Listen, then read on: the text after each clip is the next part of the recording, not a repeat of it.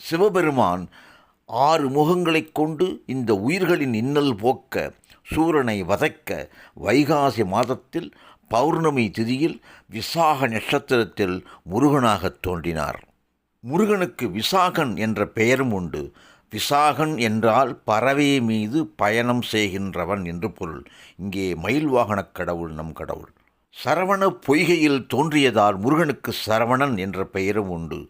சரவண பவ என்ற மந்திரத்தை ஓதுகின்ற பொழுது நமக்கு லட்சுமி கடாட்சம், சரஸ்வதி கடாட்சம், பகைவர் பயம் போதல், மோட்சம் கிட்டுதல், மரண பயம் நீங்குதல், நோயற்ற வாழ்வு அமைதல் என்பதால் எல்லோரும் முருகனின் பிறந்த நாளன்று இந்த மந்திரத்தை ஓதி நலம் பெற வேண்டும். விசாகம் என்றால் மலர்ச்சி என்று பொருள். மாய இருள் நீக்கி உயிர்கள் மலர்ச்சி வருகின்ற நாள் இந்த நாள். விசாக திருவிழா எல்லா முருகன் ஆலயங்களும் மிகச் சிறப்பாக கொண்டாடப்படுகிறது. வெற்றிவேல் முருகன்.